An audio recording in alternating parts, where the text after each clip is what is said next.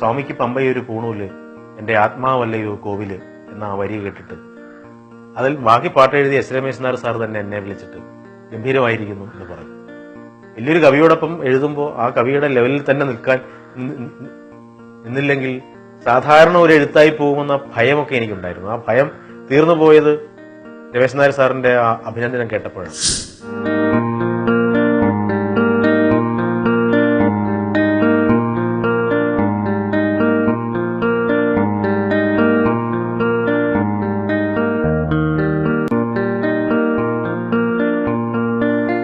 ഒരുപാട് ഭക്തിഗാനങ്ങൾ എഴുതിയിട്ടുണ്ട്. ഭക്തിഗാനങ്ങൾ എഴുതുമ്പോഴൊക്കെ അതൊരു സ്ഥിരം പ്രക്രിയയായി മാറാറുള്ള പതിവാണ്. പക്ഷെ ഒത്തിരി സിനിമാ പാട്ടുകൾ ഹിറ്റായതുപോലെ തന്നെ ഭക്തിഗാന രംഗത്തും ചില ഹിറ്റുകളുണ്ടായി. അതിൽ ഏറ്റവും പ്രധാനപ്പെട്ട ഒരു ഹിറ്റാണ് സാമവേദം നാവിലുണർത്തിയ സ്വാമിയെ എന്ന പാട്ട്.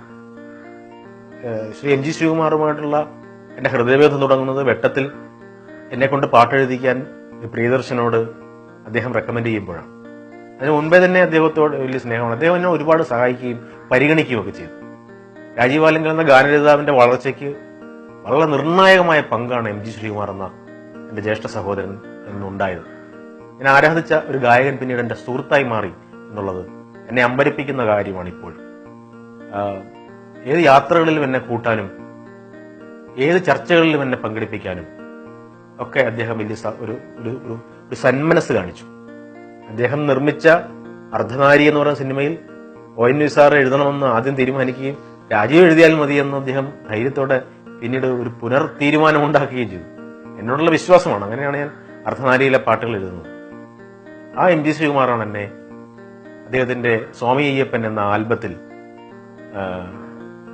2 പാട്ട് എഴുതാനുള്ള അവസരം തന്നു. ബാക്കിയൊക്കെ ശ്രീ എസ് രമേശ് നായർ എഴുതി കഴിഞ്ഞിരുന്നു. ആ 2 പാട്ടിൽ ഒരു പാട്ടാണ് സാമവേദം. സാമവേദം നാവിലുണർത്തിയ സ്വാമി എന്ന പാട്ടാണ് ഇപ്പോഴും ഒരുപാട് അയ്യപ്പ ഗാന പ്രേമികൾക്ക് ഇഷ്ടപ്പെട്ട ഗാനം. ഒരുപാട് സന്തോഷകരമായ മുഹൂർത്തമാണ്. കാര്യം സ്വാമിക്ക് പമ്പയൊരു പൂണൂല്, എൻ്റെ ആത്മാവല്ലയോ കോവില് എന്ന ആ വരി കേട്ടിട്ട് അതിൽ ബാക്കി പാട്ട് എഴുതിയ എസ് രമേശ് നായർ സാർ തന്നെ എന്നെ വിളിച്ചിട്ട് ഗംഭീരമായിരിക്കുന്നു എന്ന് പറഞ്ഞു. വലിയൊരു കവിയോടൊപ്പം എഴുതുമ്പോൾ ആ കവിയുടെ ലെവലിൽ തന്നെ